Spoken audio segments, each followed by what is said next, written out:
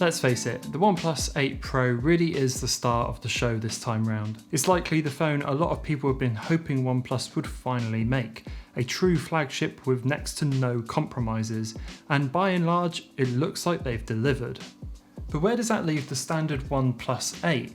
For me, OnePlus's devices that dance the line between really well priced and really awesome specs have always been the most compelling, and although they're a little far removed from it now, they remind me why OnePlus got started in the first place, to offer a pretty much flagship phone at a really good price point. The standard OnePlus 8 feels like the last flagship style phone they're going to make, which sits on the teetering edge of this narrative, by packing a huge amount of phone into a relatively low starting price of £599.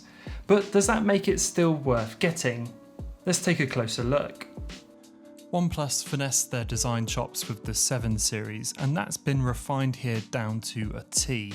The OnePlus 8 is a gorgeous device. The curved edges on the front and back create a seamless feeling, the satin finish on the back plate is wonderful to the touch, and the colours this time round are absolutely stunning. If you follow this channel, you'll know I'm quite partial to interesting phone colours, and the glacial green model I have here is easily one of my favourites. It's a stunner.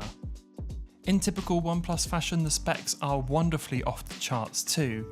A Snapdragon 865 with 5G support, either 8 or 12GB of RAM depending on the model, ultra-fast UFS 3 storage, and the return of the ultra-smooth 90Hz display. And of course, the alert slider remains intact. Thank you for this OnePlus. I hope you continue to leave it in your devices moving forward. A bigger change this time round is that OnePlus has done away with the pop-up camera of the 7 Pro and the teardrop stylings of the 7 for a cutout system. Personally, I prefer this over both of those, and you can hide it if you pick the right wallpaper, but it's going to be a subjective thing. I know some people preferred the added privacy that a pop-up camera brought, and some found the teardrop less intrusive than the hole punches on offer here. Overall, I think this is one of the best looking and designed devices on the market right now, while retaining its OnePlus identity. For a couple of years now, the best parts of OnePlus's devices have been the screens. Since the OnePlus 7 series, they've really been knocking it out the park with the panels they've been building in, and this one is no different. It's a 6.5-inch 1080p beauty, which is bright, punchy, colour accurate, and a true joy to consume content on. Combine that with the wonderful 90Hz refresh rate, and you've got a recipe for success. It doesn't quite hit the heights of the 1440p model like the Pro model, but it's an absolutely gorgeous display. It is curved, but it's subtle compared to a lot of other devices I've tested, which is good. Curved screens are known for causing accidental touches and inputs, which can ruin the experience of a device, but in my usage, I haven't found this to be too much of a problem on the OnePlus 8. I think they've got the curve just about right. As ever, that brilliant 90Hz display is difficult to show off in this video, but it makes the entire act of navigating and using the phone a real pleasure. Everything you do builds on that feeling of speed and fluidity that OnePlus puts so much focus on, and it really pays off. This is the first time since I've used the OnePlus 7 Pro that I found myself just browsing around the phone to experience the sheer responsiveness of the device.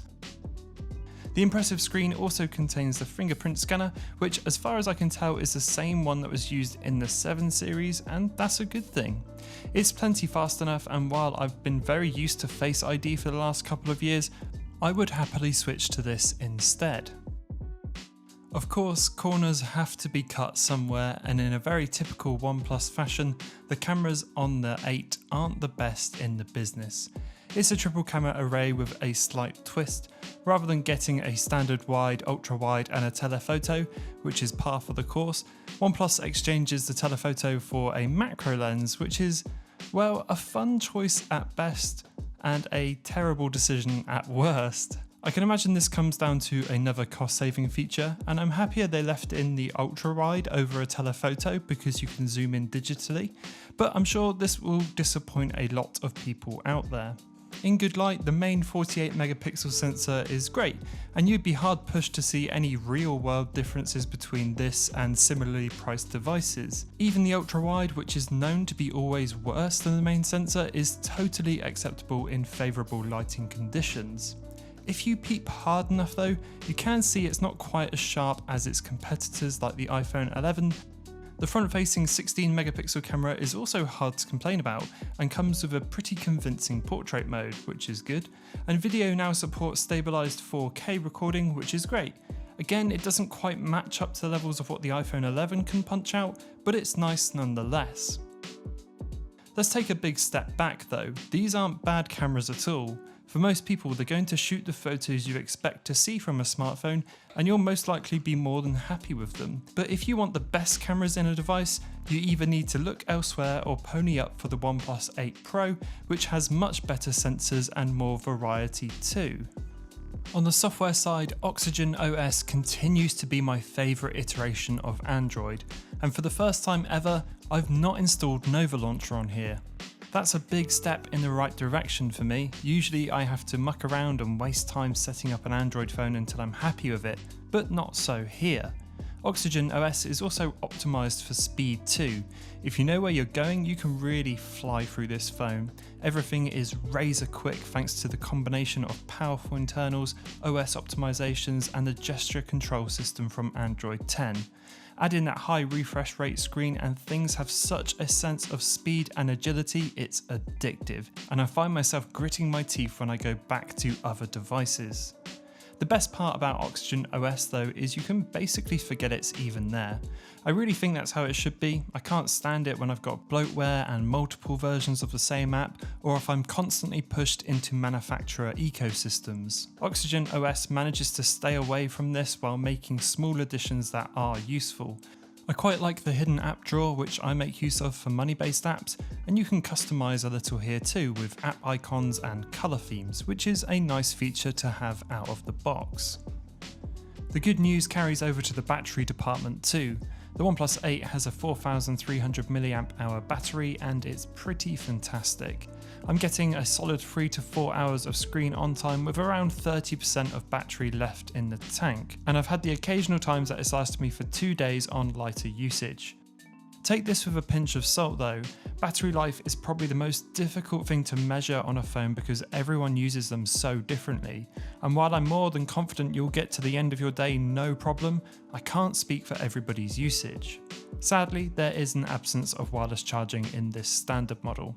It's a shame. I like the convenience of wireless charging, but I imagine this was left due to costings again.